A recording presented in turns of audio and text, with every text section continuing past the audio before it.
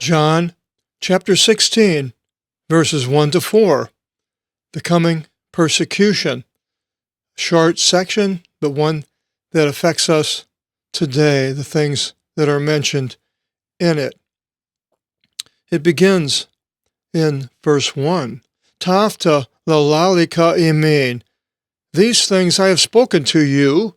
He has told the disciples everything that they need to know, and then he is going to go to be crucified and then rise from the dead. But they don't understand all of this because nobody has ever been crucified, horribly died, and then came back 3 days later, then rose up into heaven. So these are things that they have no idea, but they have been told everything that they need to hear, and they'll remember after his resurrection all the things he says and start putting two and two together like we do here. And it says, then, enami scandalis thete, that you should not be caused to stumble.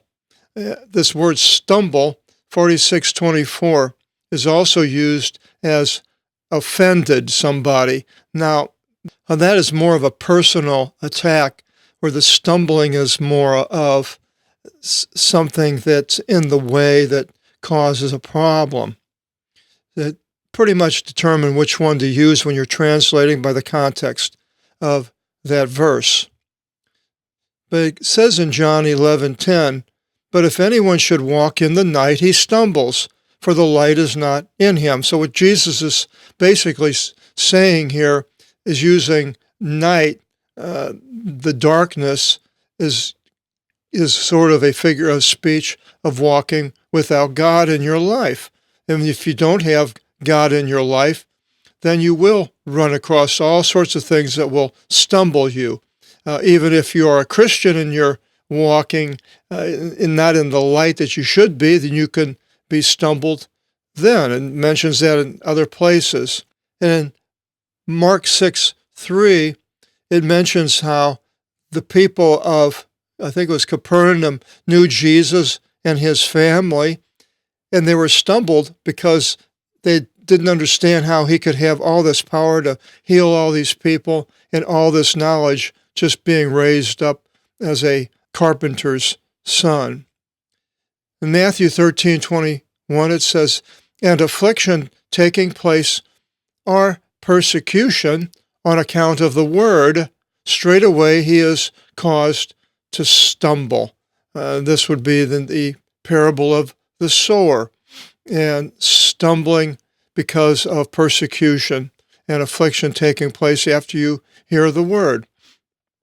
But it says in Luke 17:2, by Jesus, it would be equitable for him if a millstone of a donkey was encompassed around his neck, and he be tossed into the sea. Then he should cause one of these small ones to stumble. So if somebody had heard the word and was all excited about the things of God and Jesus and the Bible, and somebody made fun of him or persecuted him in some way, like I was mentioning in the verse before, then that person who is causing that young person, the young believer, infant believer, to stumble is going to be suffering a horrible experience when he reaches the other side at the judgment with God. In verse 2, it continues, aposinagogus piisusin imas, and out of the synagogue they will put you. Now this was personal to the Jews and to these disciples that Jesus was speaking to. But then it says, al urkate ora inapas o apokatinas imas doxi latrian prosperin to theo. And comes an hour that all killing you should think he offers service to God. Now, putting somebody out of the synagogue in that time by their accepting Jesus as the Christ, today the synagogue is basically all Jews again, but the Jews will allow non-believers now to come into a synagogue on the whole. Now, there may be some Orthodox Jews like the Hasidim that are Mea Shearim in Jerusalem and places in the Bronx and New York that may not allow a non-believer to enter into the synagogue, but I don't think they would be casting them out because they don't believe they're not even there in the first place, as it was here in Jesus' description. But killing you thinks he does a service to God. Examples of that today would be in the Democratic Republic of the Congo, which is run by Islam, who has attacked and killed 49 people in a church just a few weeks ago. And this is 2025. And then Mozambique, again, the Islamists have killed, they say, between 1,800 to 3,000 since 2017. Nigeria, more Islamists, 52,250 have been killed since 2009. And then 380 million worldwide Christians have suffered a high level of persecution in countries like North Korea, Somalia, Yemen, Libya, Sudan, Eritrea, Pakistan, Iran, Afghanistan. All of these are Islamic countries except North Korea. Now, the persecution that a person is going to experience, we have, in my estimation or opinion, is we have three enemies. The world, which is an external enemy for persecution. The devil, who is an internal persecutor, if you will. He's the accuser, not necessarily a persecutor, but an accuser. And we get our evil impulses many of the times by the devil coming in and bringing things to us that we wouldn't normally think about, but with his influence and affecting us and our conscience, things happen. And then the third is the enemy is the flesh. And we have external and internal enemies, things that come against us. And the external would be something like if you're a male or a female, that another sex would try to entice you to commit adultery. And so therefore, that person is causing you to sin, or basically enticing you to sin. And then there's the flesh, then there's the internal, the lusts that we have. Maybe looking at pornography or desiring someone else's wife in adultery, so forth, the internal things. Now, these are the things I see, the enemies, the world, the devil, and the flesh. Now, with us, with persecution, is basically from the first one, the world. And it's an external force of some sort against the believers. First, there's corporate persecutions against the assemblies. For example, we had the COVID episode a couple of years ago when the government started closing down and not allowing assemblies to come together. Then there was the Soviet Union, when I was younger, that closed up all the assemblies, the churches in the Soviet Union.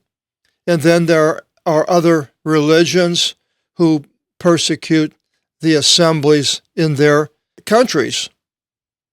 And then there is the individual persecution.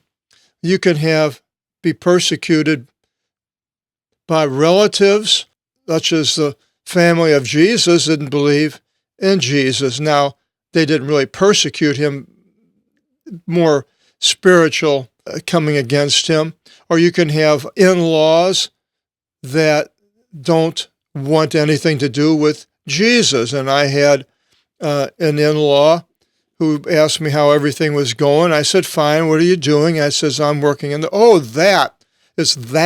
It's like, well, it wasn't persecution, but yet it can be. Brother against sister and so forth. Jesus warns in the Bible that they're going to come against you.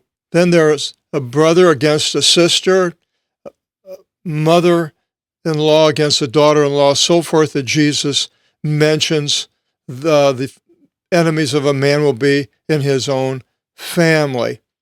Then there can be friends. You can have a friend that doesn't believe in God, and then when he has a chance, or if he feels like it, he can attack you because of your belief.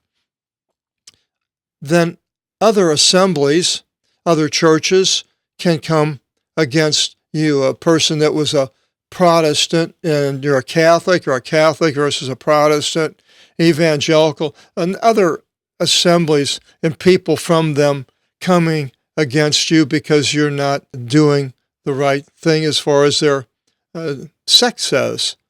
And then there's your own assembly. You can belong to assembly that has certain doctrines, and if you don't want to adhere to them because you don't believe that the Bible wants you to do, says to do that, wants you to do that, then you could be persecuted by your own assembly. And then the government can deny benefits to people, not necessarily every government, but there may be some governments that if you are a follower of Jesus, you will suffer having certain things taken away from you, things that you're able to do, you no longer can do them, or taking away some of your income, or fining you, and so forth. So a government can do that, can stop Bible studies, but that would be more of a corporate. And then other religions, people from Islam can dislike you and want to persecute you, especially if you're in a country that was majority of it was Islam. And there's also the Hindus and the Buddhists. Now, I don't know how many people are persecuted in those countries that are Christians, but I have read it on the news and seen it in the internet and so forth of Christians being persecuted. In verse 3, it continues, Ketavta piisusin tiuk egnosan ton patera ude eme.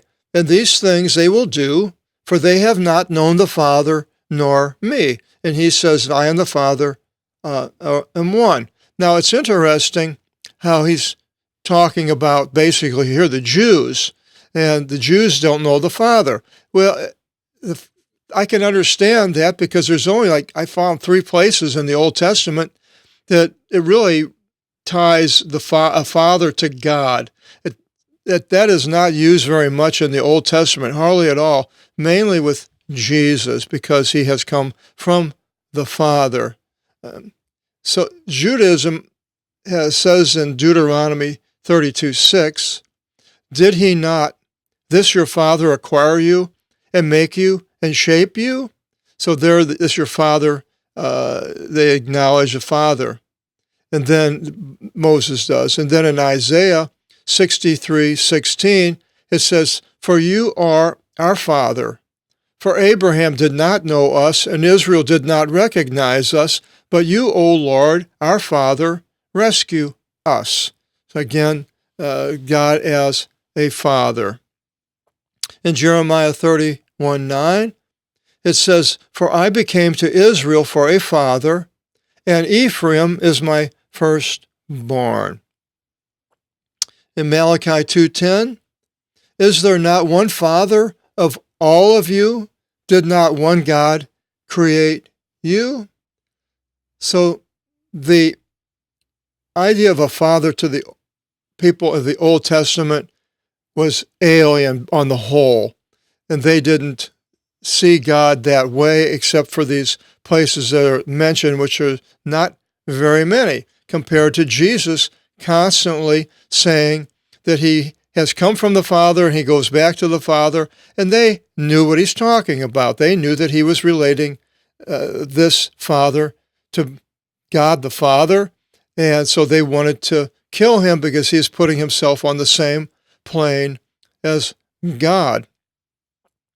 Now, other religions, you have gender, father and mother gods, many different gods, and they can have a father gender or a mother in these polytheistic religions. So that is also fathers, but it's not as what Jesus has mentioned.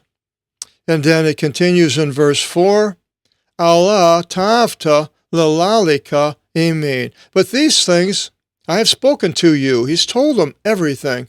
Ina otan elthi eora, that whenever the hour should come, and that I believe, again, the hour is the crucifixion and the resurrection, minimonevite afton, you should remember them. Oti ego ipon imin, that I spoke to you. So they're going to understand it after the death and the resurrection. When they see Jesus come back from the dead, then they'll start putting two and two together and figuring all of these things out that Jesus has said, which we are doing also right here. And then tafta the imin ex archis uk epon. But these things I said not to you from the beginning. Oti meth imon imin, for I was with you. So he didn't put the whole thing together in front of them like he here is right before he's going to be crucified, within hours of what he's speaking here, because this is right after the supper and going to the Garden of Gethsemane, where he'll be taken to be crucified. The next section, we go back to the Comforter, or the Paraclete.